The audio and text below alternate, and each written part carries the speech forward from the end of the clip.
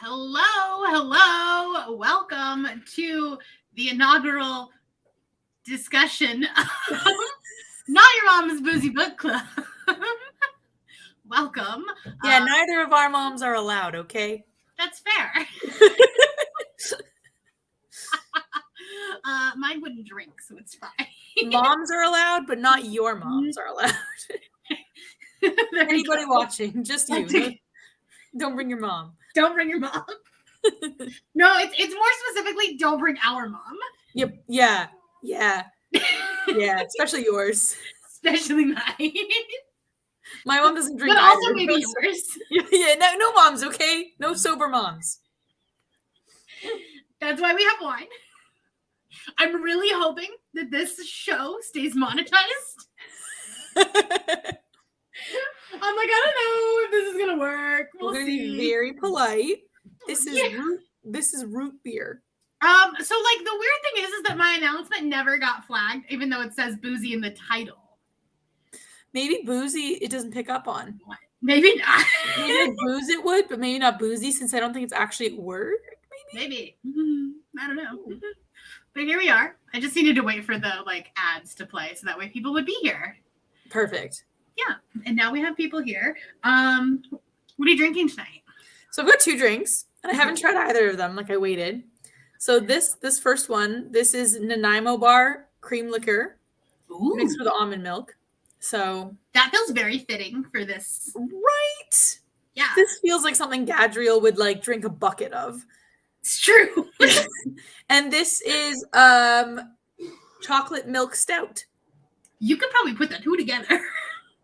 Probably could. That's smart. Damn. Okay, so if cream I don't love this with chocolate stout, that actually. If I don't love this by itself, then that's what I'll do. Fair. Well, I have a glass of Cabernet, and actually, we finally found the wine that we got at our wedding. Oh, the state of Utah had been out. Wow. We hadn't been able to find it. We wanted it for Christmas, couldn't find it, and they finally had it back in on yesterday. So I was like, this feels fitting. Yeah, perfect. And then, in honor of Gadriel, I made brownies, which are slightly undercooked, but they also have Kahlua in them. Hopefully you've all read the book, and if not, chocolate's a big part of it. Big part of it. Big part. All right, so if you guys are new here, we're going to be talking about Small Miracles by Olivia Atwater. This was our first pick for this book club. Essentially, what we're trying to do is just read books together. Cal and I buddy read books all the time. Yeah. And now this just gave us a chance for other people to read it with us. Mm-hmm. And then also for the two of us to drink and talk about it. Truly. And the funny thing is the entire concept came together because I was watching a TikTok of there's this person I watch on TikTok that does satire of suburban moms. Oh man. And he's hilarious. Yeah. And he did this one of a book club with makes you to drink. Yeah, the Karen haircut and I'm going to book club and grabs this massive bottle of wine and I'm like, what if we did that? I know. And so then I think it was 10 o'clock at night. I was like, Cal, I have an idea. Yes. And I love that we were what kind of books do we want to read? Just books that we want to read. Whatever's coming out that we're interested in. Exactly. It's perfect. Exactly. And then so this one came about because we both wanted to read it. Hello, Julie. Julie finished it on sprints this morning. Ooh. So we'll have something to talk about. Yeah. But yeah, this was a book that we both wanted to read. I read Half a Soul because of Cal for my BookTube friend video. And then I was reading this one for SPFBO. So yes, I did try to double up. And it worked. It worked so well. I think this is a good book club book. It's perfect. There's so much to talk about.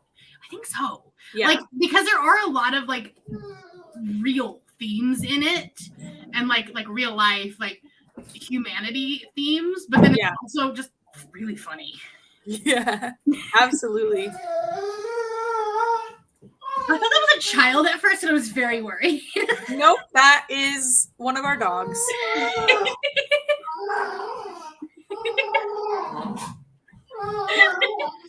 Portobello. he has something to say about that. Right He down. also reads Small Mirrors. Yeah, he gave it a 1 star. He's protesting this whole endeavor. Absolutely, disown that.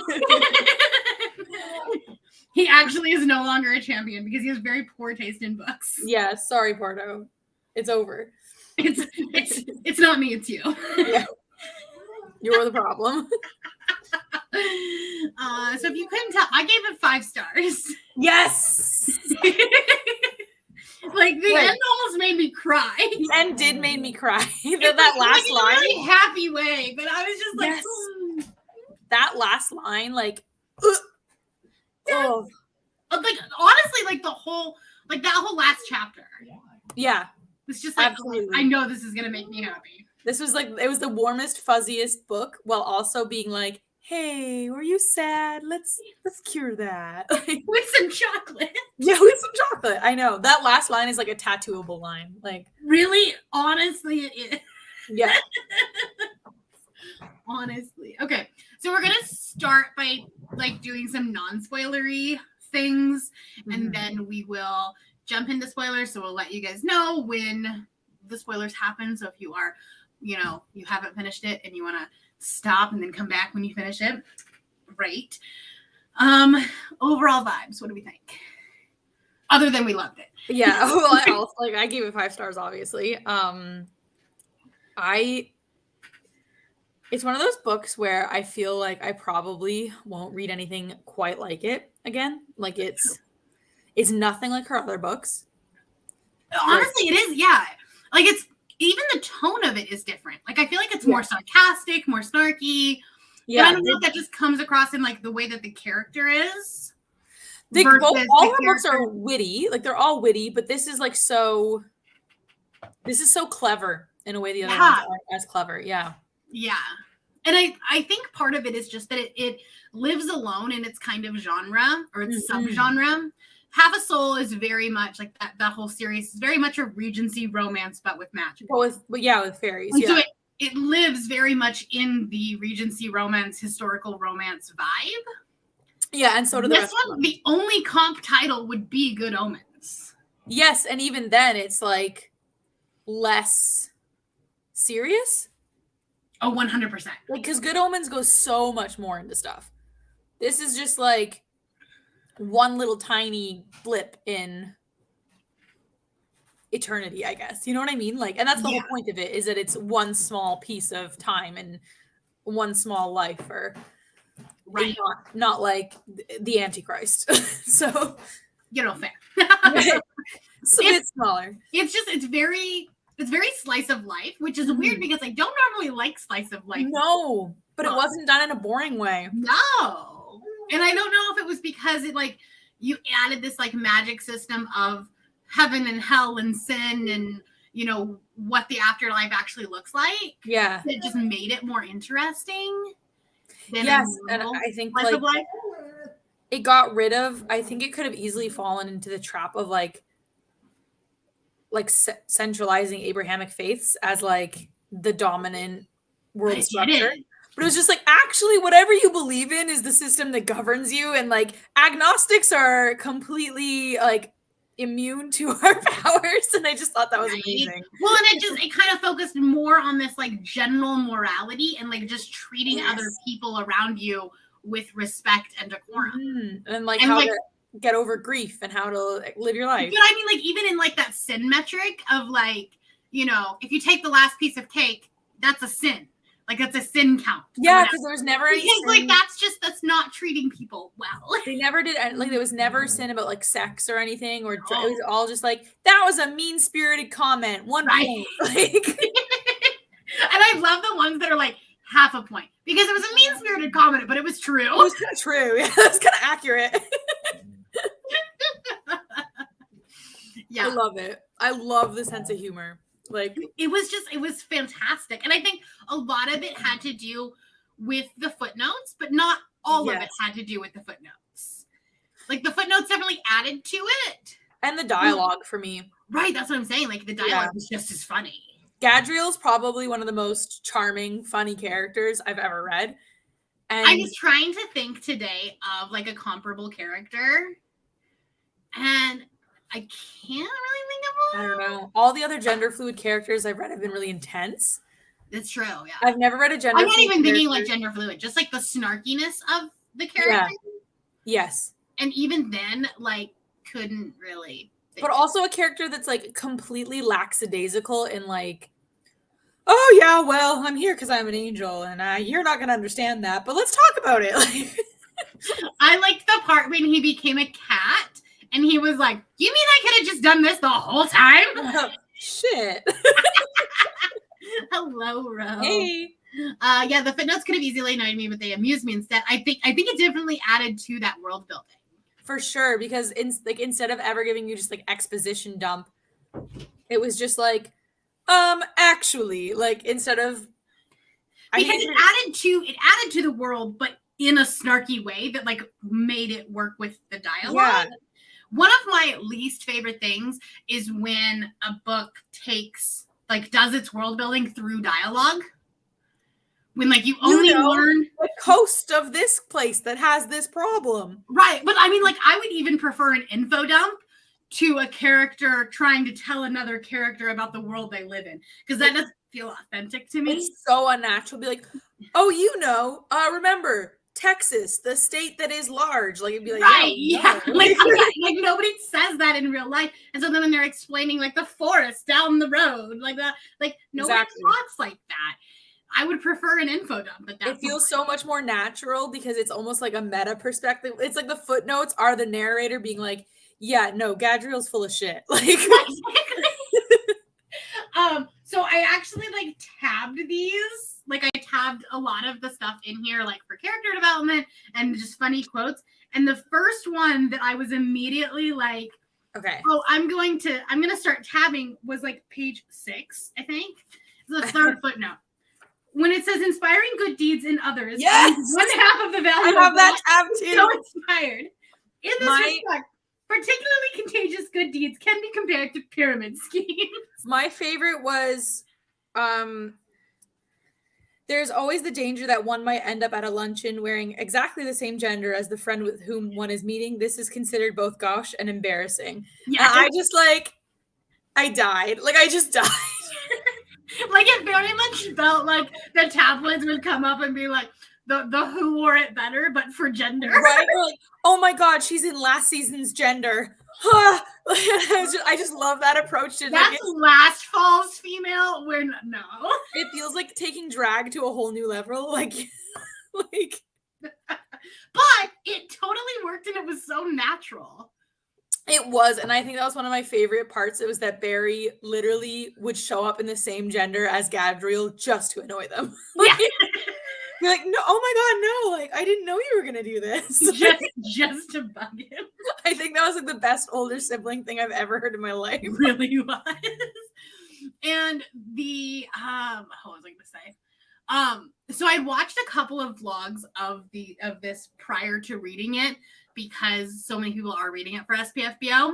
Okay. And one of the ones was like they were talking about how, you were gender fluid, but you like couldn't be in the same place, in the same gender type of thing, and how it was confusing. But I actually enjoyed that we didn't actually know the reason why.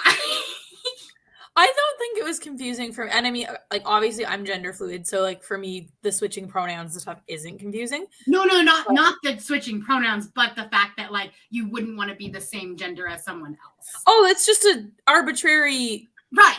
It's just like arbitrary. Like there's no exactly. Like I think the illogicalness and like the madness of it, like just made sense with the rest of the book. And it reflects on like actual ideas of gender. It's just like, well, why? Well, there's really no reason why. We're just saying. Yeah, exactly. It's just like, yeah, everything about gender is maddening and arbitrary. Like, right. And it kind of like plays into the joke of the like doing it, the fashion and the tabloids of like, these two celebrities wore the same dress. Like, oh my God. Yeah. Right. Like that, just like that entire commentary is just so ridiculous. And so then when you like change it and you like escalate it to gender, yes, it's just even more ridiculous. Exactly. Yeah. It was just like an extra layer of like, well, what would angels have to be like concerned about or embarrassed about? Well, and it kind of like brings a little bit of humanity to them. Yeah, it really did. Oh my God, especially Gadriel being like so anxious about loving again. And yes. And okay, I tabbed every single time they talked about how Gadriel would always wear a knitted vest.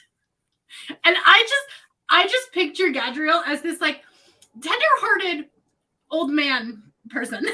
Like the soul of an old man. Like, you know, Gadriel just wants to like sit in front of the TV with some biscuits, like you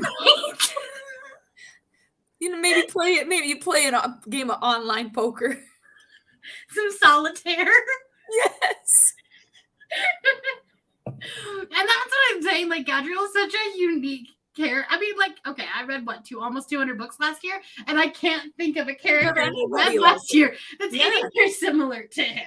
And you know what's nice too is that when I'm thinking about all of Olivia Atwater's books, lots of her characters are like that. Like, can you think of anyone like Dora either from Half a Soul? Possibly the main character in Scales and Sensibility. Oh, cool. Like Scales and Half a Soul, I feel like were very similar comp titles. Okay, that's good. Yeah. I was like, this one, no. The fairy lord that's the love interest in the second one, he's like completely whimsical and amazing. And yeah, and then the love interest in the third book is like this mysterious trans creature of the night, and I love her so much. And I'm reading Murderbot next month, so this makes me happy. I don't know. Yeah, I don't know. Have you read Murderbot? No. Oh, it's a like sci-fi. I've heard so much about it. Novella series about like this robot that just wants to be left alone. And I'm like, this is perfect. No, that was me last night. Same. Okay, well, I guess that kind of leads us into like talking about some of the characters. There might be a little bit of spoilery part in here just because like I don't feel like a character's existence is a spoiler. Yeah, but it's not on the back. So we were like, like it's not on the back of the book, but it's like very early on in the book. Yeah. So, we've kind of talked about Gadriel, but there are other characters in this love of my life. My name is not in like a real like I mean like it's like obviously like I say that you have like book boyfriends or book girlfriends or whatever. The Gadriel's not that. Gadriel is like my book kindred spirit. Yes. Yeah. Like Gadriel's my gay best friend. Yeah, like I do want to go to karaoke nights with Gadriel and Holly. Yes. Right? I do want to go to a tea shop and have chocolate with him. Yes. Yes. But there are other characters. So who else did you like? Oh, I mean, I really liked Holly and Ella's relationship, and I thought that was so complicated. It really was. Yeah, and as someone that doesn't have a great relationship with their sibling, the thought of being in Holly's position, and honestly, like Emma's kind of been in a similar situation before, taking care of a niece, and it's just like, so it was like really relatable in that way. Mm-hmm. Yeah, it's hard, but like, so one of the things that I think I really loved about this book, because this book is very short, it's under 300 pages. Every character I felt like was very intentional. Yeah. There was never a character that was like, well, if we took that character out of the story, it would be the same book. Yeah. You know what I mean? Yeah. Because like obviously you have Holly, who is like technically the main character of the book, other than Gadriel, is the human that Gadriel's trying to tempt. Holly's the heart and soul of it. It really. Yeah. But at the same time, like Ella plays that like parallel role. Yeah. That like pushes like Holly's plot. I think like Holly is supposed to be the person we can all see ourselves in, like a good person in a really bad circumstance. And like Ella is almost like that pain point. I honestly think that it kind of depends on who you are and where you are in your life. Okay, well, I've never been as wild as Ella. So right. But like if I gave this to my 18-year-old sister, I think she would probably relate more with Ella. That's a very fair point. That's a very fair point. Not that like an 18-year-old would necessarily be reading this because it's technically like an adult book and like. But it's definitely not like inappropriate for a younger audience. Yeah. No, I agreed. They're very interconnected. They all feel like they have a point. And there was never, and I think this is probably because I was coming off of also reading Ruin of Kings, which has like an enormous cast and so much going on. You're like, wow. Like this one, in the fact that there are like quite literally 4 named characters. Well, okay, yes, kind of, but wait, no, there's Mrs. Schmidt. Who is the okay, so her friends? Yeah, that's true. The 2 little friends. There was the mean friend, and there was Millie. Right. Okay. Yeah. So Millie, who had the mom, the American mom.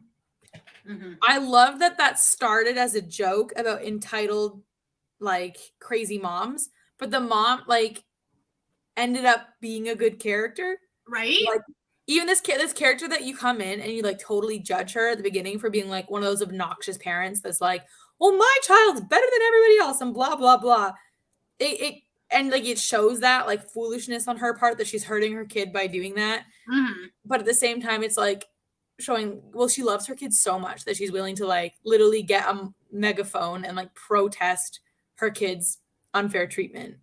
And, yeah, I thought that was really nice how it, like, there was a dual, like, except with the exception of the demon, the literal demon, there was a duality to literally every character. Yeah. Even the kind of joke characters. And I really appreciated that. Absolutely. Well, and I like the fact that, like, at the beginning, when you first meet Ella, me as a 33-year-old woman who is an older sibling and has very young siblings, to the point where, like, they would be niece-nephew level. Yeah, more of that relationship. I was like, oh my God, I'm going to hate her. I'm like, oh, she's, like you said, like, she's going to be the pain point. Yeah. And she wasn't. Like, she was the reason where, like, Holly actually, like, super well done. Yeah, it was just so well done. I think that she did a great job at one of the first things we learned about Holly is that the reason she's in trouble is because she was sticking up for a kid that was bullied. Yeah. And she's not necessarily going to go spewing that, like, oh, well, I'm such a good person. But, like, we learned that, like, at the core of her, there is, like, a really good heart, but she's just making horrible fucking decisions. And so even later, when she's absolutely terrible to her friends, you're like, okay, well, her problem-solving skills are at a -20. But, like, but, you know, she is a teenager. Yeah, and points for heart. And, like... half a point, because it was a mean-spirited comment, but it was the truth. No, and it's funny because the joke is that, like, the only way I'm ever having a kid is if I end up raising my sister's kid. Right. So I was just like, ooh, this is too possible. This is very real. Possible. Also, oh my God, poor Ella. Like, not only did her mom die, but she didn't even know about the family she was going to go live with. And, right. Yeah. Right. And that'd be so hard for Holly to, like, just, like, her relationship with her sister and then not being allowed to, like, have those feelings around the kid. Yeah. So I was such a well done dynamic, I think. It was just especially a dynamic. In, 270 pages? Yeah, she barely had to do anything. It's not like we got, like, I feel like so many novels would do, like, flashbacks and, like, long-winded explanations. And she just did these little intimate conversations between Holly and Ella to, like, and then Holly and Gadriel to, like, really build that dynamic and show us all of Holly's pain. Right. And it was just, yes. I had things I wanted to say, but I don't remember what they were. So if you have other comments. I guess I would just say, since we've already kind of talked about her other books, going into 2022, I had never heard of Olivia Atwater, like, ever. And now it's like, okay, you're one of the authors that, like, you're an auto buy for me, probably, like, one of my new favorite up and coming authors. So I'm just very happy that I picked up that book that one time. And I am very excited about this project that her and her husband are working on with, like, sapphic steampunk space pirates. That's my gender. Oh, right? I know. Yes. I cannot wait to read all of her other books. Yes. Yeah, honestly, personally, Half a Soul is not like that series is not a series that like I want to like rush back to. Prioritize, yeah, because historical romance at its core is not my favorite genre. No, and then and honestly, the second one is like very, very fairy tale-esque, where there's like a moral about like anger and like how anger serves you and stuff. Yeah. But the third one is literally like a murder mystery with a sapphic romance and a mortal girl that's just like, I'm never gonna die. I've decided, and accomplishing that goal. And I'm kind of like, okay, damn. Like, yeah.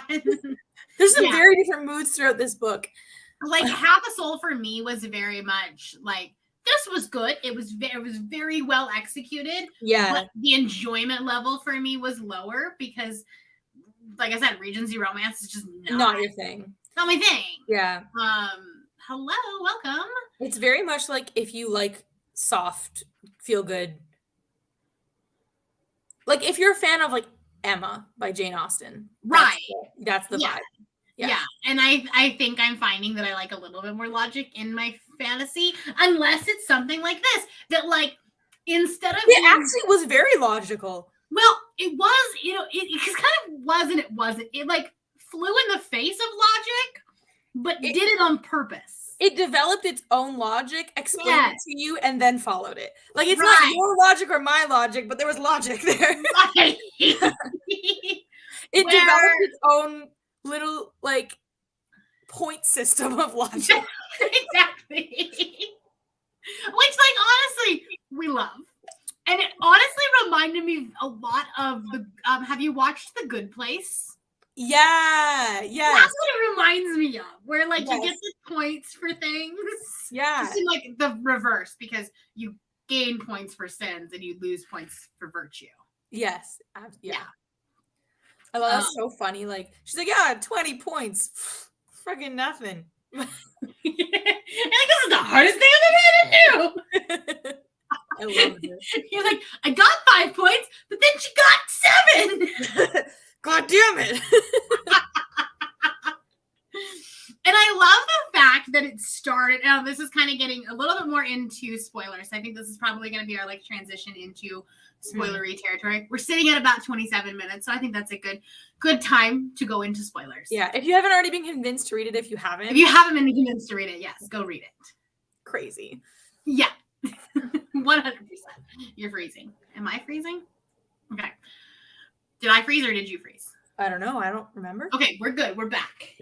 Okay. You froze for a second. I wasn't sure if it was my internet or yours. I mean, I looked over because Cassie is laying on Emma's lap, just absolutely snoring.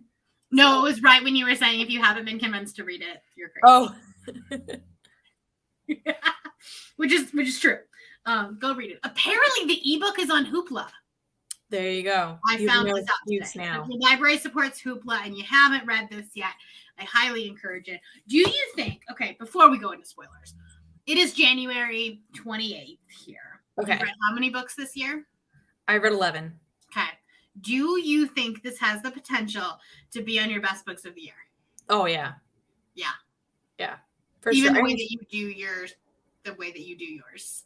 Yeah, I just take all my... the way you do your best is a little bit different, but yeah, I just take all my 5-star reads and then I mean, like which one of these, if I'm like which one of these are like really my favorite. Right. Yeah, I do because I don't usually sit on the actual words of a book like that very much. I don't usually like think about exactly what it's saying.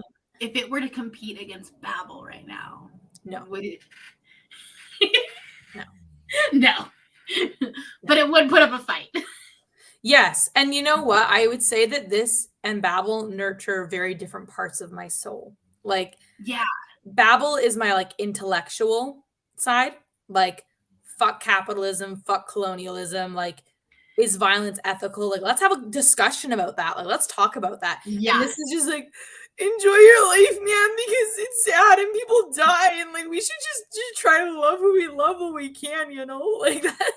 I do think that this so far, I mean, again, it's January. I always say when I read a great book in the first quarter of the year, I'm like, this is gonna make my best books of the year, and then it doesn't just because of like the recency bias and stuff. But I do think that this has the potential to be what I like to coin the phrase of this year's hug in a book. Oh, yeah. Yeah. Yes. Like, I think it wins that superlative. I know. I'm honestly considering the tattoo now that I said that at all. I'm like, I should really do that. My only other script tattoo is from Captain America, so it's not like I have a fucking standard. So fair. It's fair. No, I absolutely think that I don't think there'll be anything this heartwarming again. Because I'm not easily tickled. Like I'm not you know what I mean? Like it's funny because I think at the beginning of last year, like 2020 into like early 2022, I think I did really like this like cozy fantasy, like whimsical type thing. Oh, and then as I started the actual plague era, you needed some uplifting. Well, yeah, probably. Probably that. But like I think like and then I started reading some very good like logical fantasy type stories. Yes. And then going back to whimsical fantasy, I was like, this is okay, it's fine. But like, for example, I pulled whimsical fantasy when I was doing my TBR today, and I was like, oh, that's not something I really want to read right now. No, and you know what? Like, I think Olivia Atwater does it very well, but it's not usually a genre I enjoy. It's not, yeah. Like, fuck I know you guys love the Seanan McGuire books, but I do like the Seanan McGuire books, but like for different reasons. God. I find the whole thing exhausting. There are certain books that I enjoy more, and they are the more logical worlds. Yeah. Like to me, Ashes of the Sun is like it's that this thing like this is such a different vibe, and I'll never enjoy this kind of fantasy as much as like Ashes of the Sun. Right. Where it feels like somebody put me in a video game and set me free. Like right. And that's a more enriching experience overall. But I think it's because this one was whimsical and fun, but it hit a certain pain point that resonates with me, which is it was more sentimental. Yes. Like, there was nothing in Ashes of the Sun, and like obviously that was my favorite book of the year. But there was nothing in that was like tugs at your heartstrings in a way that this one does. Yes. Alex, can you bring me the Nanaimo bar liquor? Can you bring me the Nanaimo bar liquor? Sure. Haha, I'm gonna mix it with the beer, like you said. But yes, I agree with that. I feel like a really good adventure story has such a special place in my heart, and like a really good fantasy quest, because it completely transports you to a different world, and you need logic to do that. You need a sense of grounding to transport you like that. This world did not feel solid, right? Yeah. Thank you.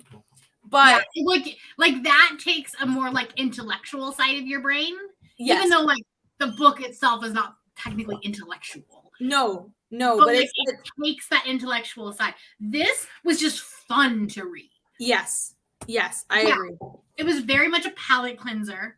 Yes. Oh my God, yeah. I feel like that could be a video idea.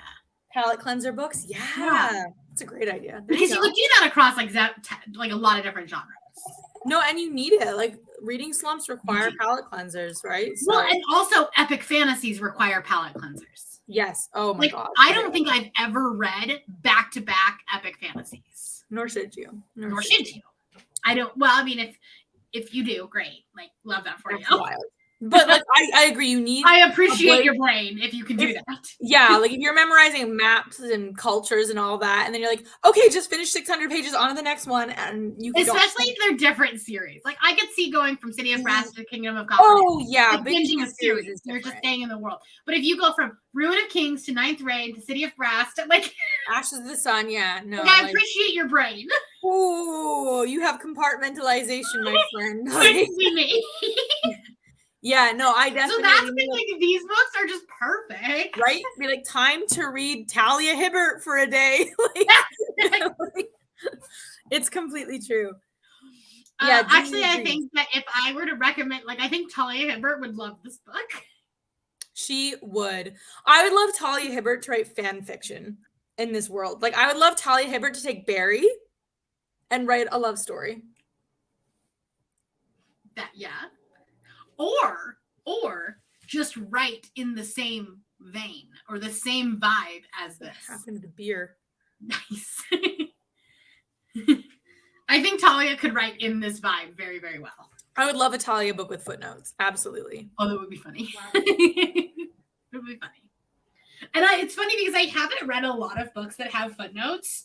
But I think every single one that I've read, I've loved.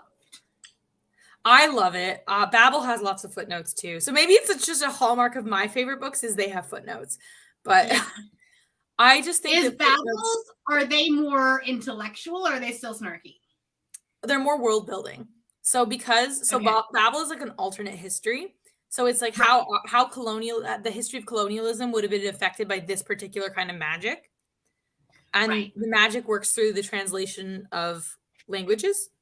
So it's like there's an energy in translating languages. So it's like it'll be like a footnote and be like, oh, when they tried translating this to this happened, or like this explorer found. So it's like you could read the book without reading the footnotes just fine. So it's more of an academic footnote, whereas these like add jokes. No, those are just fucking like roasting the characters is what they're doing. Yeah.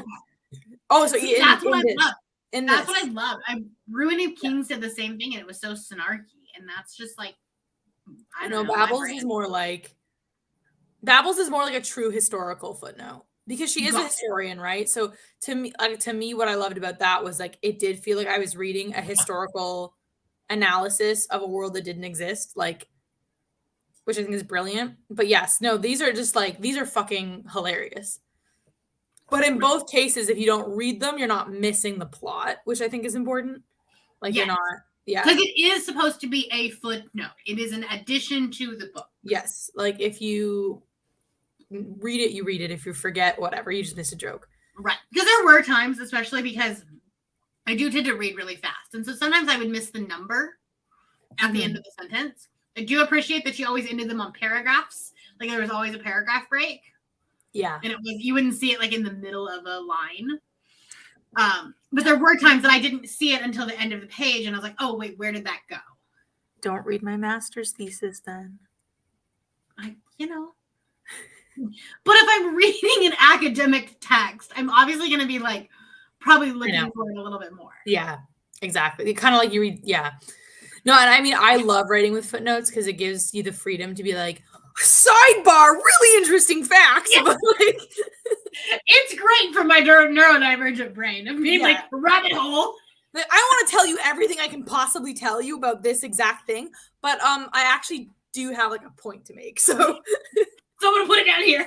Which is more like Babel, whereas this one's more like Gadriel. Well, and part of it was just like the keeping score of the like plus 1 point. Like Yeah, I agree. So okay, now we are in like full spoiler, free reign spoilers. Okay. I just, speaking of chocolate, I was really going to have a hard time giving this book 5 stars if it didn't resolve the chocolate is sin problem. I was so glad it did that because I never even thought about it. But I was like so happy for Gadriel that Gadriel's hill to die on got resolved with heaven. Well, like it was just like the fact that it's like that could come across as a little bit of a fatphobic comment of being like chocolate is sin. And I think that was like totally Gadriel's point too. Be like, really, this thing that just like makes people happy, like it's actually harmless. Like like exactly. And I was like, I almost texted you when I was reading it. I was like, they better fucking fix this. And they did, right? Because that's the whole point. I kind of knew they were going. Like as soon as like hinted as like he had a problem with it, I was like, okay, they're gonna fix this. And then I was fine. Yeah. But I was like, you lose half a point for eating a piece of chocolate. No, and I was like, well, I'm going to hell. All the other fallen angels and demons and stuff, they're like, yeah, let's rebel against heaven and rule the world to be evil. And Gadriel's like, no, I actually just have some like questions about the laws. Like, I don't really think that chocolate is that bad. Like, absolutely. I was like, I just don't really want to be involved in heaven until they like resolve the dessert situation. Like, You're like, honestly, if hell is the one with the chocolate, that is where I'm like to be. Yeah. That'd be like me with golden retrievers. I'd be like, ooh, you don't like some golden retrievers? I'm gonna go to hell. Yeah, exactly. No, but I was like, the first time I read that, I was like, that's like, well, I didn't necessarily think it was fat phobic. It's definitely in that vein of, I could see someone being sensitive to it. Right. Well, even just the whole, like, if you saw a skinny person eating a piece of chocolate, you wouldn't have a problem with it. But if you saw a fat person eating a piece of chocolate, then they're like, you should really eat a salad. Yes, yeah. So the whole, like, diet culture mentality. And I really had a problem with that at first. But it feels like Gadriel would be like dad bod. Oh, 100%. Like, absolutely, Gadriel's like not caring. Like, being like, you know what? It's just a number. Live happy, babe. Here's some chocolate. That's absolutely Gadriel. Yes. And, like, dating a chef, so. Right. Or a baker. A baker, yeah. He bakes, yeah. Yeah. So you know Gadriel's like absolutely like pro plus size. Absolutely. I also think it was so like fucking made me laugh so hard how Gadriel just like walked into a school and was like, "Yep, I'm the guidance counselor." Because it also just made me think of like, so like Alex is going through teachers college right now, right? And it's been so ridiculously mundane. Where Alex is like far too smart for this. And there's no like exams or anything. Alex is going for math. At no point do they have to take a test that proves they can do math. Which seems weird. Yes. Like obviously they have a bachelor's degree in math, but like they don't. So it was just so funny to me. I was like, yeah, like the joke that anyone can just kind of walk into a school and like be in charge of children. Like the demon and the fallen angel can walk into a school and just like get their credentials. I love the fact that they walked into the classroom. They were like, room 201 would be the definition of purgatory. And I was like, that describes every single high school classroom ever. It does. Oh my God, performing at a school disco in a fucking sombrero or whatever it was would be the definition of purgatory. No. Couldn't be me. No. They are brave kids, let me say. Right? And I liked the fact that like it felt like she took a high school classroom which could have easily morphed into like very YA feeling, but didn't. Yeah, it took a very adult look at it. Like, yeah, the kids are being like really obviously kids. They don't have any like hyper intelligent thoughts, but it's like really. But it wasn't in a way of like feeling like it was a YA book. They were YA characters from an adult lens. Yeah, like the angst that Ella's feeling is angst that we can all relate to. Of like you can remember being a teenager and something happening to uproot your life, or like losing somebody at a young age. Yeah. It's not like, oh my God. I feel like it was a really realistic way and like a very adult way of looking at kids. Yes. And kind of giving them some adult characteristics because they did have to deal with some serious shit. Yeah, like it really humanizes them in that sense. Hi, Julio. Hi, Julio. He got a haircut and it wasn't the greatest haircut in the world because it snowed, and so he had a little bit of matted hair on his legs. Gotcha. So she's like, I had to cut him a little bit short in some places. I tried to blend it. He didn't want to be groomed yesterday. Very fair. Hi. Man, my groomer got so excited when I told her we could do a show cut on Schmidt. Yeah. That's her favorite thing to do. It's so pretty. They look so pretty in it. Yeah. I know. That's my rabbit trail for the moment.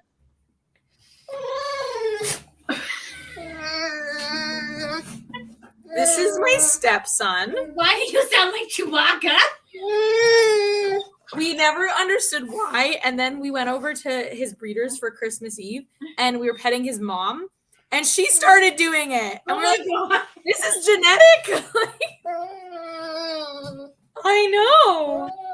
Oh, you're just so happy to be alive. I just realized Schmidt's in the room with me too. He's just like sleeping here. He's fine, by the way. This is his happy noise. Anything else we missed? Do we want to talk about that, like how it ends and like what it ends off on, and like Gadriel's kind of arc? Yeah, let's do that. Because Gadriel almost seems like a flippant character at the beginning, like they're just there for the ride until you realize that they're so traumatized from losing all the mortals that they were guardian angel to. Yeah. And that kind of hits you hard at the end, that they like chose to leave heaven in a way. Like, yeah, okay, it was the chocolate and it was this and it was that. But it was also just like they were so sick of losing people and not being able to do anything about it. Yeah. And I know. Well, and I think the way that the back of the book reads is like, Gadriel has gambling debt, and not like very light and very like he's not like your typical protagonist. He's like very laxadays, like, you know what I mean? Yeah, and you see him bribing children and like getting people drunk on purpose for information. Like Gadriel is like morals, they're great. Like a very morally great character. I wonder if that is why the comp was Lucifer, the show. I can see that, yeah. Because have you seen Lucifer?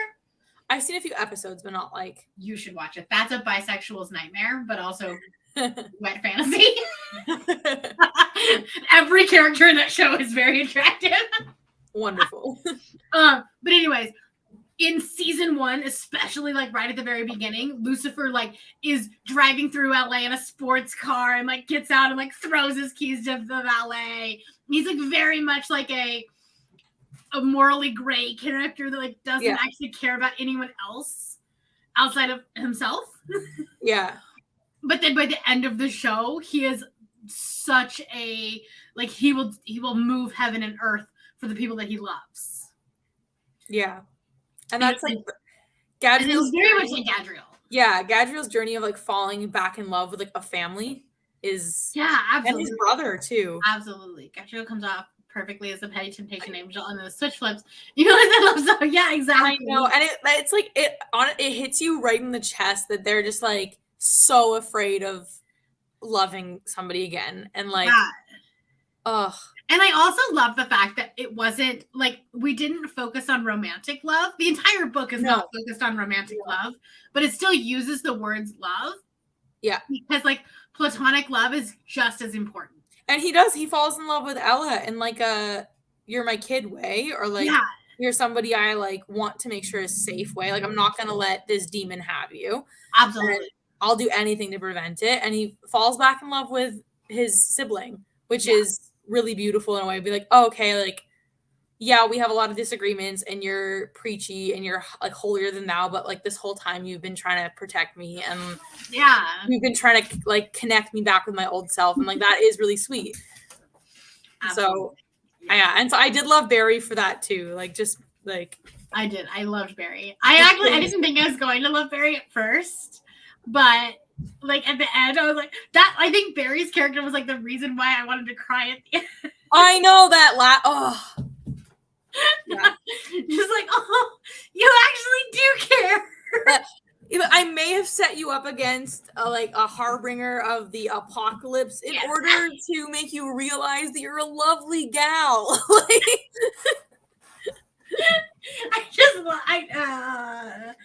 I do think that this book might actually make my best books of the year. I think so too. Because there's not going to be anything like it. You're not going to be able to be like, okay, well, this did this, but this did it better. Like, no, it's going to be this. Exactly. Exactly. And the funny thing is I've actually had, I think, 3 5-star reads this month. Wow. I know, right? I had 2. I gave Talia Hibbert 5 as well. I gave Talia 4. There was a Harper, so I can't really talk about it, but there was a Harper book that I got. There was a thriller. Yes. There's a thriller book that I gave 5 stars. And it's like, it's not going to make best books. It was just a very enjoyable time. Yes, give it 5 fucking stars. Yeah. And then I did give the last Wayward Children 5 stars. Because that one was dark and it made me tear up a little bit. Aw. The author's note is like at the very beginning was like, it's because it's about like child abuse. Oof. And like the reason why she creates her own world is because she was being abused. And in the author's note in the original, she goes, before anything happens, She runs away. But no, going into it is not a light read. Yeah. I was like, oh, this is gonna hurt. Yeah. Oh, why are you doing this? Like, it's January. It's too early in the year for this. Did you read the author's note for this one? Mm-hmm. That kind of hit me too. It did. So for those, and I read it at the end. Yes, me too. Like, even if they're at the beginning, I don't tend to read them at the beginning. No, I want to read. Like, I want to go in. Yeah. You know. So I read at the end, and I think like because I was already emotional at the end of the book. Yeah. But this idea that like Gadriel and all their like epic capacity to love and snarkiness and like wanting people to enjoy their lives was birthed out of this intense anxiety about her own mortality. Yeah. It's just like what a beautiful character to create out of your own potential demise. Right? And the fact that even though this probably wasn't necessarily written, what could have been, this at least idea process probably came in the middle of COVID. Yeah.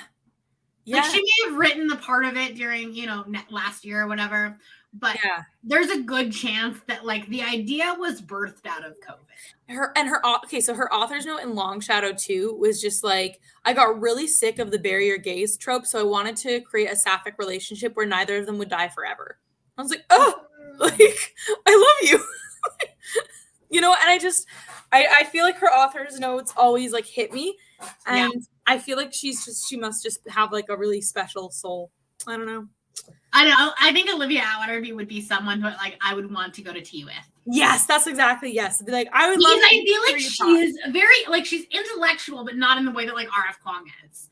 No, R.F. Kuang, I'd have to be like, oh my god. Yeah, exactly. Like, let me take notes. But I feel like Olivia Atwater would be like, she would just tell you stories or something. Okay, yeah. I think if Olivia Atwater was not human, she would be a hobbit. Oh my god, yeah.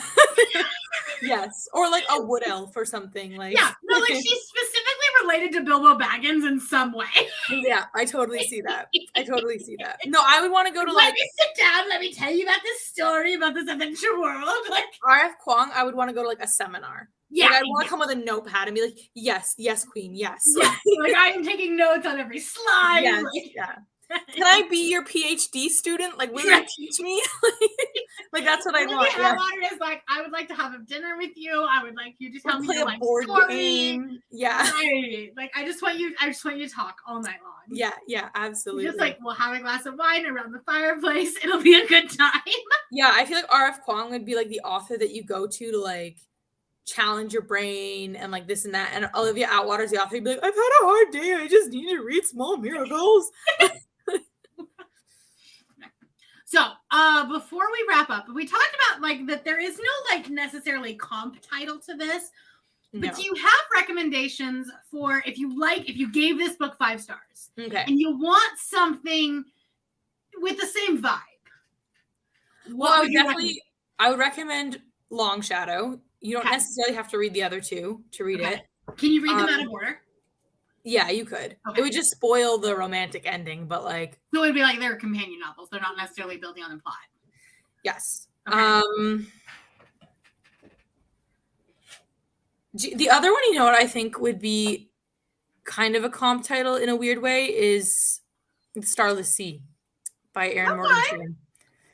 Where it's like, it's weird and it's whimsical, but like there's like a really deep, deep love at the center of it. Okay. Yeah. So I have a weird out of the box kind of one too. Okay. And it's The Midnight Library. Yeah. Yeah. I feel like they have a very similar vibe. Yes. Okay. I totally is dealing with like complex human emotions and grief and just like feelings. Yeah, and Nora kind of has to learn a similar lesson to all 3 of the characters in this. Yeah. And then, but at the same time, like at the end, it does have this like not happy ending. I don't like the word happy ending for something that's not a romance, but like a heartwarming ending. Yeah, where she learns the right lesson and you as the reader feel like somebody's saying that to you too. Yeah. Because like the end of this book is oh my god. Hey guys. Well, this is the Christine or Cal. Wow, I'm just outed myself. This is the cow show now. And what we do is we talk about how golden retrievers are better than all other dogs. I'm sorry. I don't know what happened. Yeah, nothing. My internet was just like, it is disconnected. I was like, what? Yeah, no worries. I only panicked, detonated myself, and talked about golden retrievers. It's fine. Yeah. I don't know what happened. Yeah, whatever. Anyway. I was saying, though, that, like, it feels like this book is telling you to enjoy your life and live your life. And that's kind of what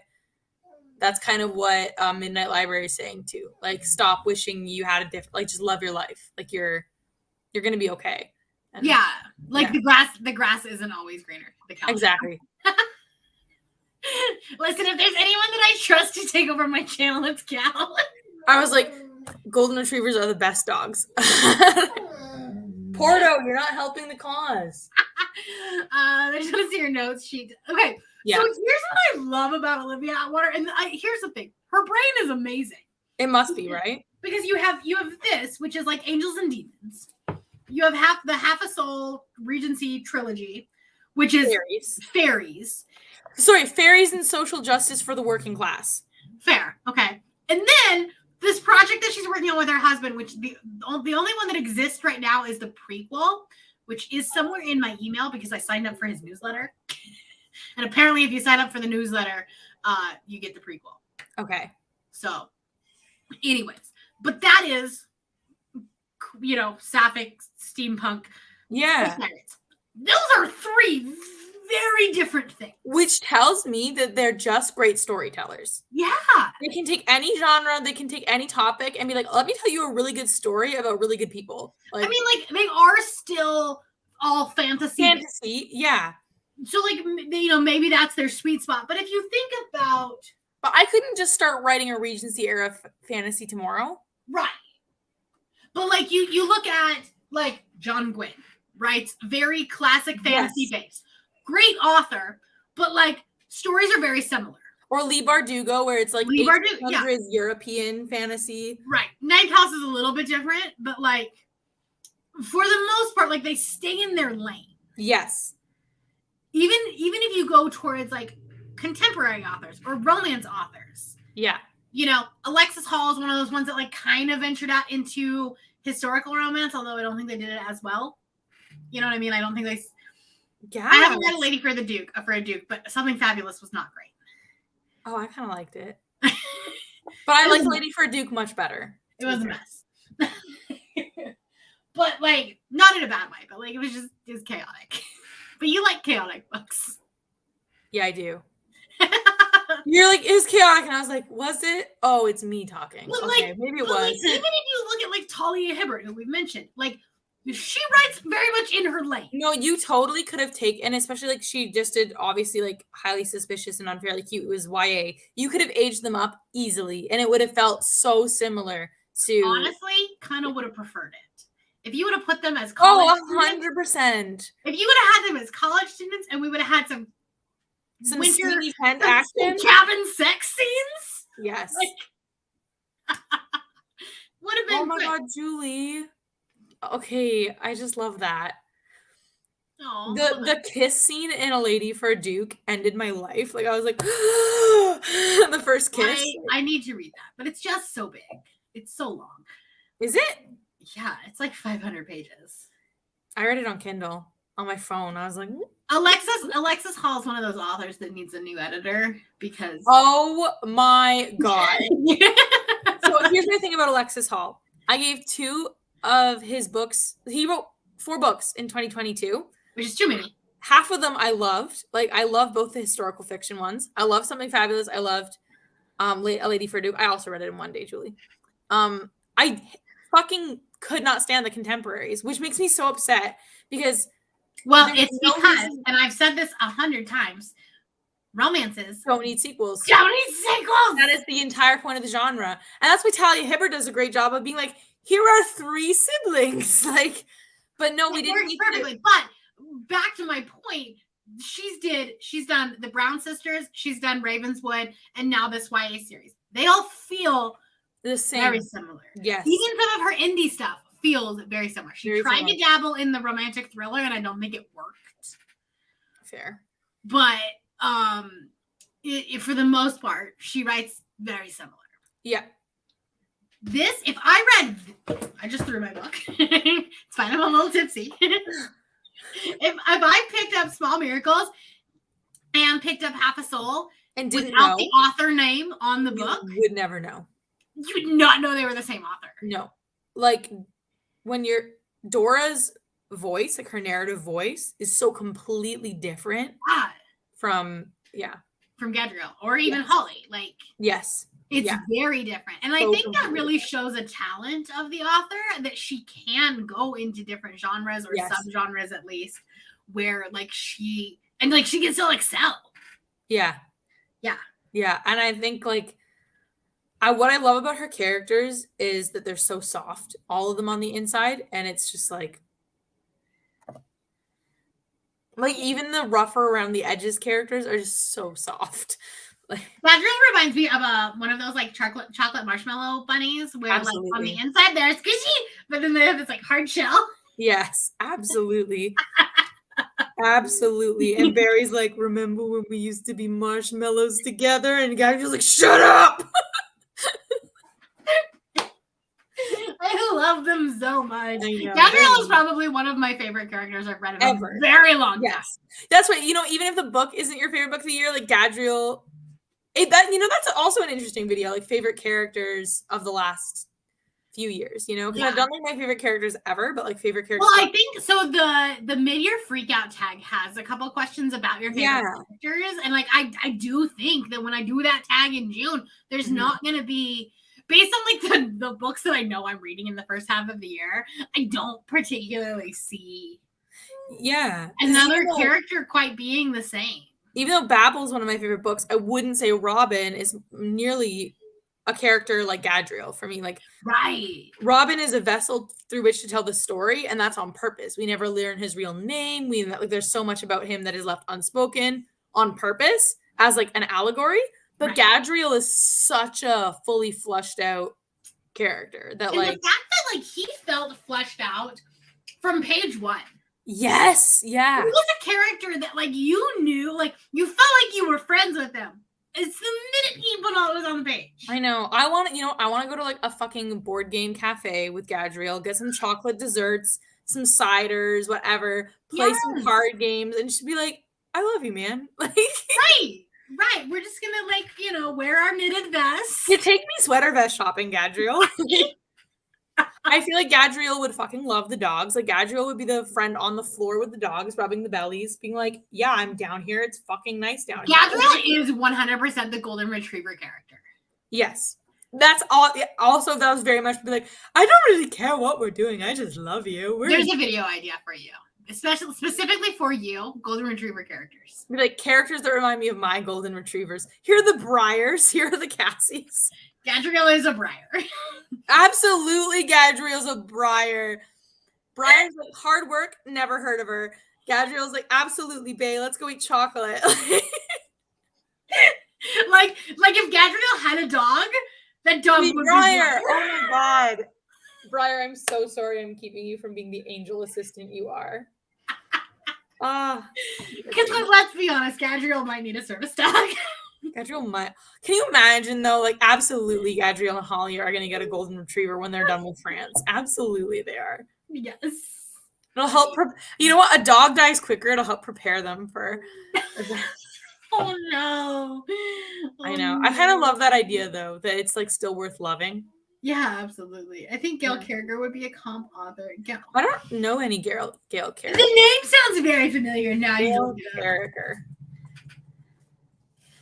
Soulless. Parasol Protector. Oh! That's good to know because I'm actually reading Soulless this month. Oh, well, there you go. That's good to know. I am reading Soulless this month or next month, I guess. She's a spinster whose father is both Italian. That was the book that I started reading back in December, but I had to push the video back. Gotcha. So I stopped reading it. And that was the book that I got about 20% in and specifically said, this is a Margaret book. It does feel like I saw the cover and I was like, Margaret. Yeah. Which is funny. Steampunk with werewolves and Yeah, absolutely. I'm still convinced that Margaret needs to do that video. Okay, obviously this is a very us book, but who else is this? Obviously, it's a Julie book too. It's a Julie book. Okay, so this is the confusing thing about this book, because this book was liked by people in the Spiffbo, like the group that I'm doing that with, by people who like very classical, very logical books. Because you know what I was kind of thinking is that you should kind of make Derek read it. I don't know that Derek would like it. Are you sure? I don't think he would. Because Gadriel and Derek would be best friends. 100%. But Derek is kind of like Gadriel. That's because Derek is the golden retriever husband. No, like Derek's like, here, you want some pot? Like you could use it. Like, come on, let's have a good day. That's just like, come on, like embrace temptation. Here's a vape pen, like. He would. We're gonna have fun in Philly again, aren't we? Yes. This is why you can't leave till Sunday, so that we can have fun Saturday night. Absolutely. Huh? Absolutely. Yes. Anyway, now I've lost my train of thought. No, but Rachel, who reads very much classic fantasy, very like John Gwynne.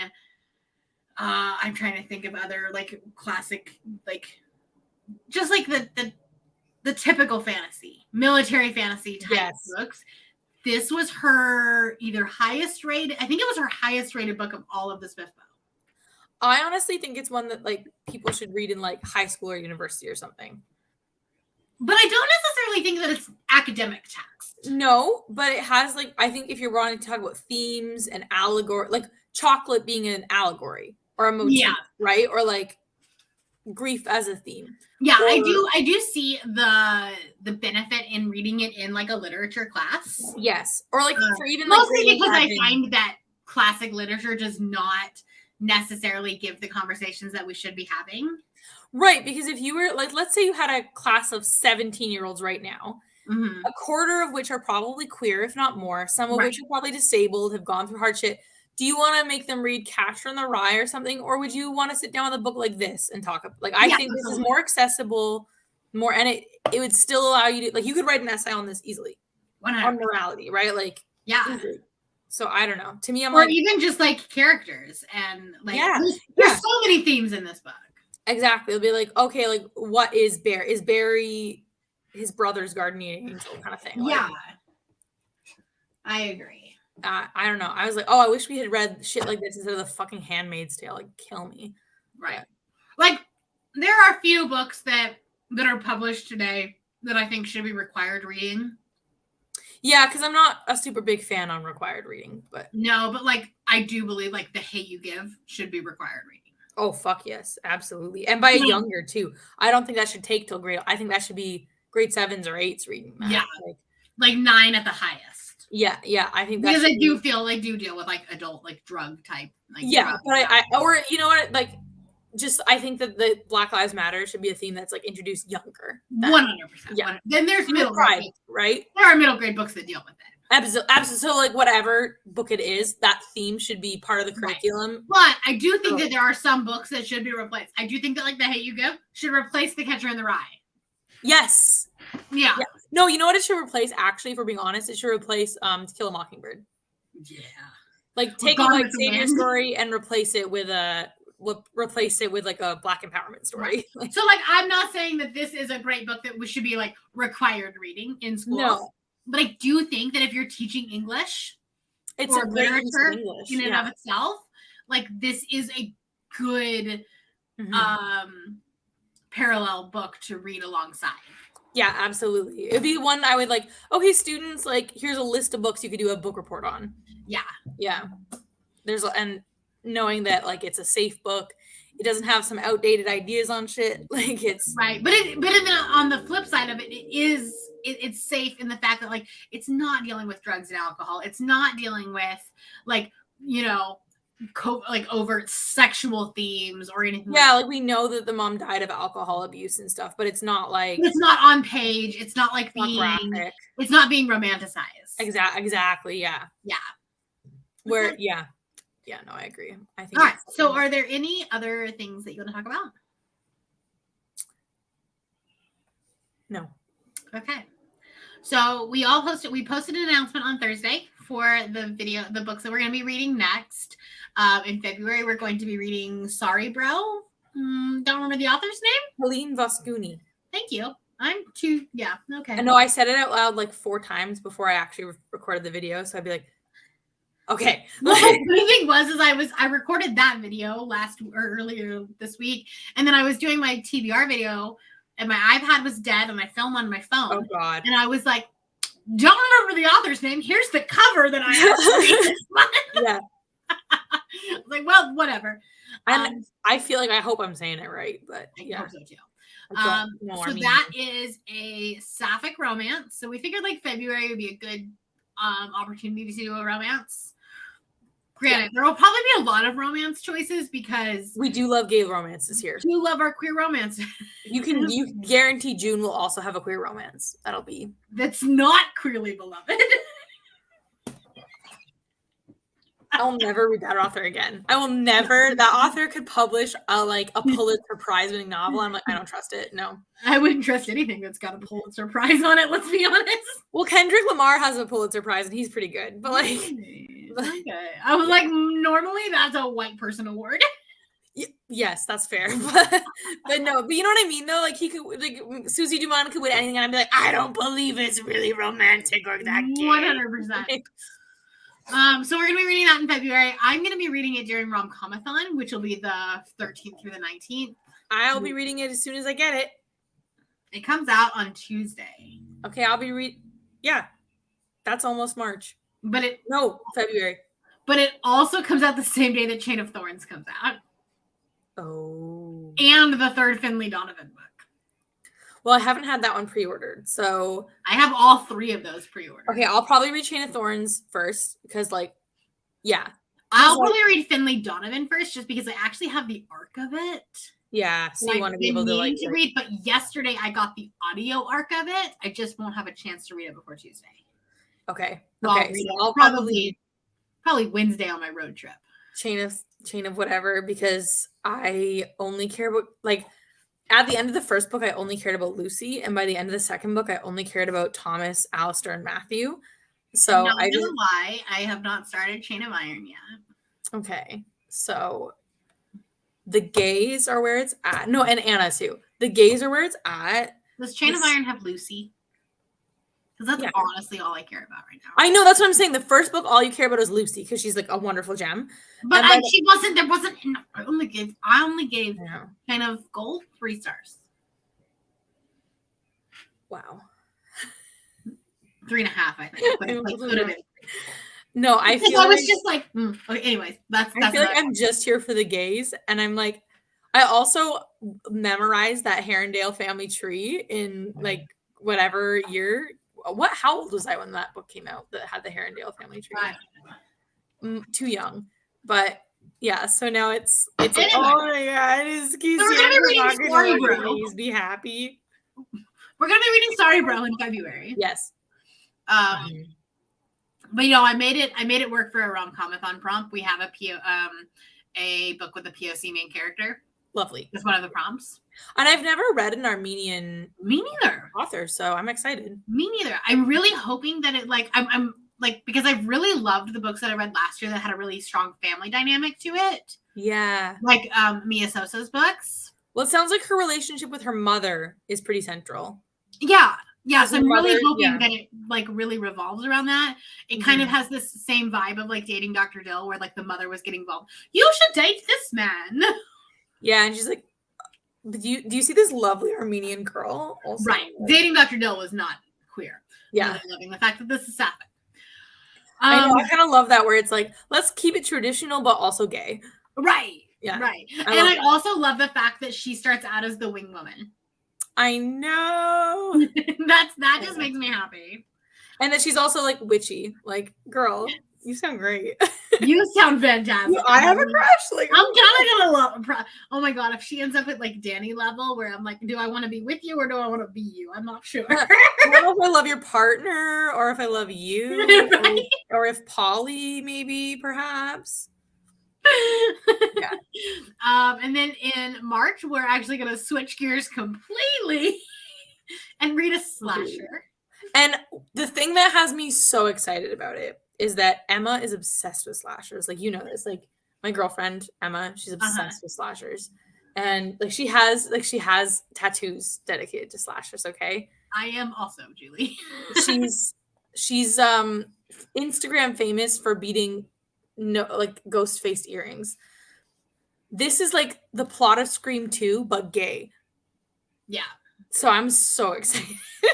This is one that I actually was not as excited at, because I don't like slashers necessarily. So I think you need to lean into the fact that they're supposed to be funny, not scary. Yes. Yeah. Yeah. And that's the thing. So I actually like the slashers that I have read, I've actually enjoyed. I just don't pick them up very often. Yeah. Because it's not necessarily a concept that appeals to me, but then like once I get into it, I'm like, oh, this is actually pretty good. So as a teenager, I was always frustrated that they weren't scaring me because I thought I was like, I'm unable to be scared. Like, what's wrong with me? I can't get scared. And then Emma's like, no. It's like subtext and humor and like queer theory and shit. And I was like, okay. And I was like, oh, that's fucking hilarious. So, right. And I think that's the thing, because like I actually do not like horror films. I'm sorry, Emma. I love you, but she can't hear. Oh, okay. Yeah. Tell her I love her. Brianna hates horror films, but she loves you. So she accepts it. Okay. It's mostly because like visual media, I don't like jump scares. I don't like, you know what I mean? Fair. And obviously the slashers in film have a lot of jump scares. Yeah. And in books, you kind of can see it coming a little bit more. Yes, it's not nearly as scary. Right. It's scary, but in a more edge of your seat kind of way. I find like thrillers in books are scarier because it's like tension. Right. Whereas slashers in books, it's like, and then they jumped out and cut me. Yeah, you're like, okay. Right, but it's not the jump scare. Yeah. Which is like, I can do tension and build up and angst. I just don't like the jump scare.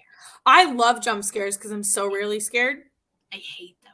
I love the adrenaline rush. Like, mostly if you get me so jumpy that I almost pee myself, like, thank God. So my problem probably with films that are like horror is that I have social anxiety. And I know that if there's a jump scare, I will scream like a little child. But you don't want to scream like a little child. And honestly, I'm more scared of screaming like a little child in front of other people. Okay, so like we could watch a horror movie together, and because it's me, no, like, I would have to be myself, by myself. You wouldn't even scream in front of me? No. Oh my God. So Emma and I go and we just fucking laugh. Like we just I don't even like screaming in front of Derek. Like there was a scene in the last Halloween movie, they're like cutting out a guy's tongue and like it's on a record player going around, and we're just like sitting there cackling like hags. Like we're the gore does not bug me. I watch medical shows. Yeah. Where they're like pulling out people's intestines. Yeah, you just kind of have to dehumanize the entire And I do that while eating. So the entire cast. Yeah. It's just the jump scares I don't like. So that's why like horror in books, I don't necessarily mind as much. Fair. Like when I just read the Grady Hendrix thing, and the whole thing is about like haunted dolls that like tilt their head and look at you funny. See, okay, I like hated his vampire book, so I just don't trust him.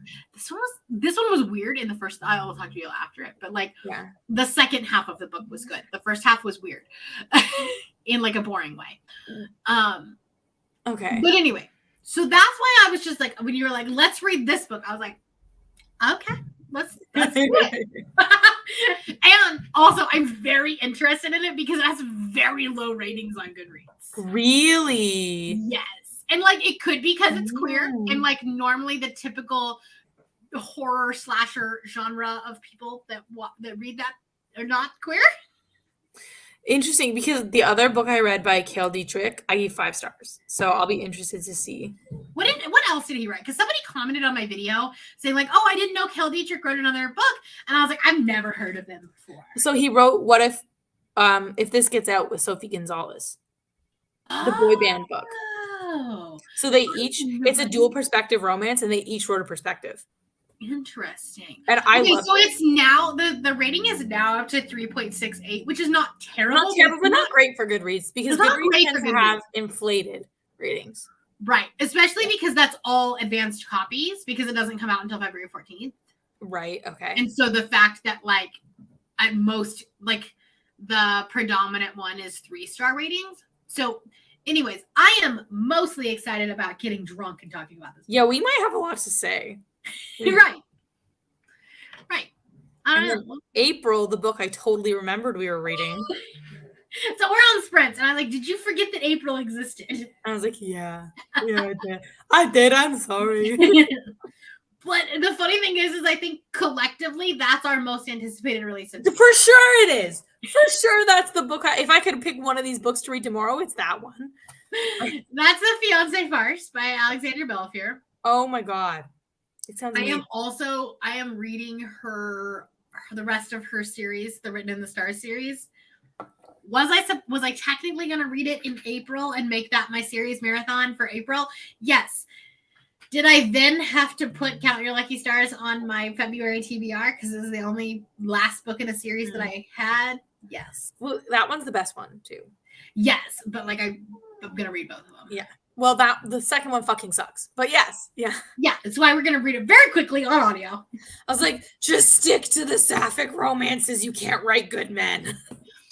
Good thing this one's also sapphic. Yes.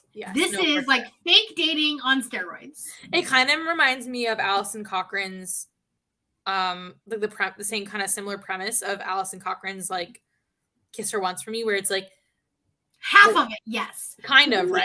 So basically, both love interests have to fake date, and the first one is because she needs like the money from her grandfather's will, which has become a really big theme in books this year.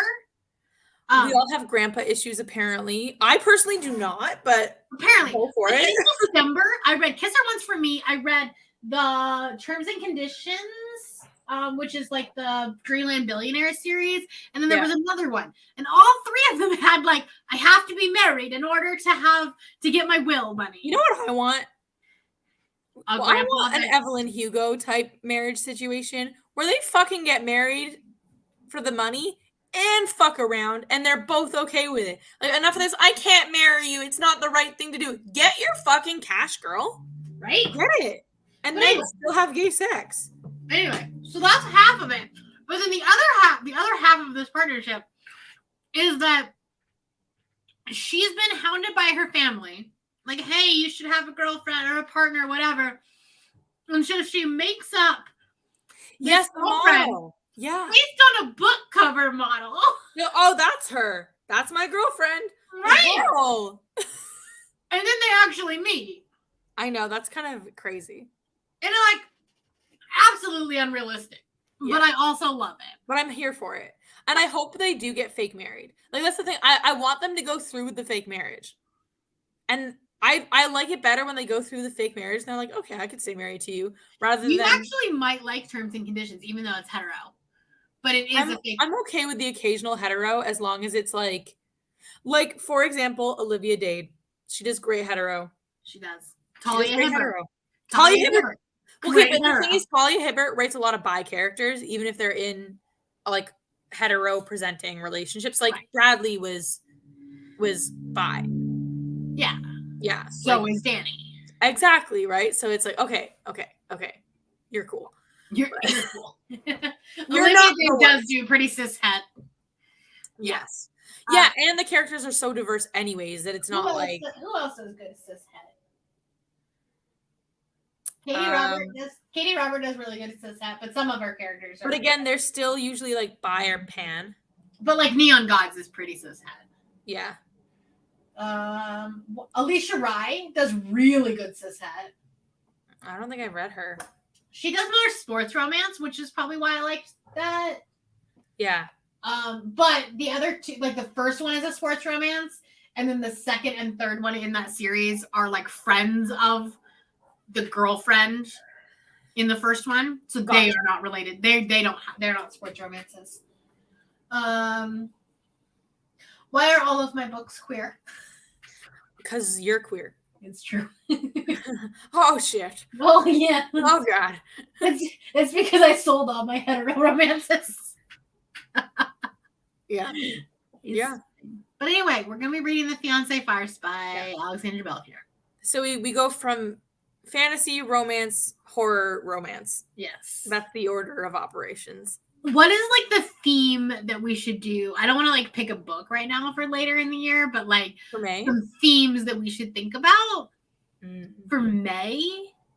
Like, because I kind of want to do, because of the whole idea of like Not Your Mom's Boozy Book Club, and most of the time they try to do a domestic, like when you think of like a suburban mom's, we should do a thriller. Do a thriller. Yeah. Okay, I'm down. I think we should also at some point do a high fantasy because we both love it. We should. Yeah. We should. But we might like maybe take 2 months to do that one. Ooh, yeah. Where we could talk about like chapters 1 to whatever. And yeah. Okay. I mean, I don't know. Maybe we could probably do it. It depends on the length, honestly. Like we could probably do a high fantasy in a month. Yeah. Theoretically. Yeah. Depends on what it is. Because I'm trying to think of like new series that are coming out towards the end of the year, and I can't really think of many. Ooh, the author that wrote In the Ravenous Dark, she has a vampire novel coming out this year. Oh, that would be good because she doesn't write 700-page books. No, it's probably like 300 pages. Let me see. I think it comes out in May. Want to read. That could be a good one for like July. Yeah. No, I feel like vampires definitely when it's hot outside, you know? There you go. Because and then like October we should do a traditionally spooky book. Absolutely we should. Like maybe a Darcy Coates. Okay. Yeah. I'm just like honestly because I feel like everyone I know right now is reading Darcy Coates. I'm definitely down to be like, let's read what everybody else is reading and see if we like it. Or are these people fucking crazy? Right. I mean, one of them is about a haunted winehouse or winery.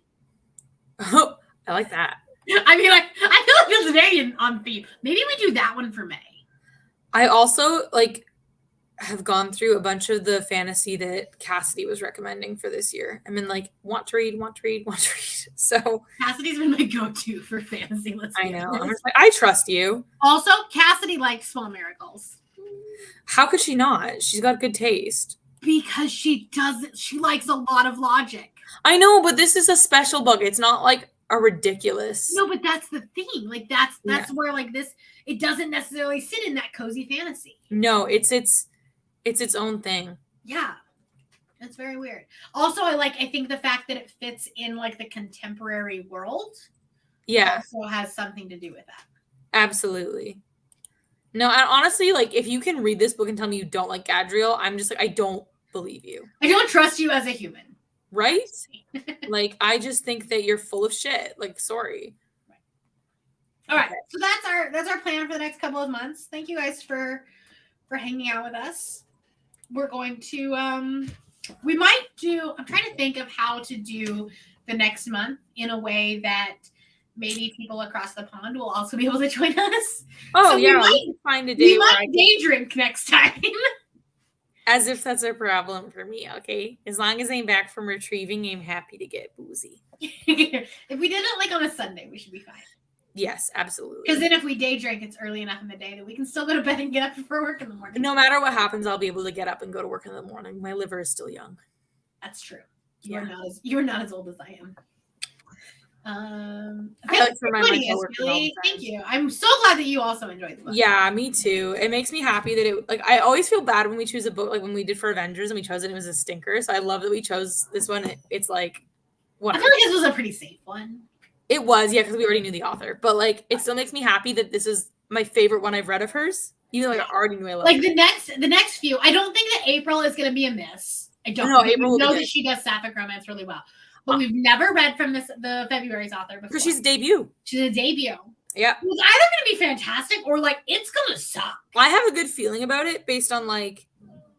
I do too. I think the only thing that's going to struggle is like, what if the writing sucks?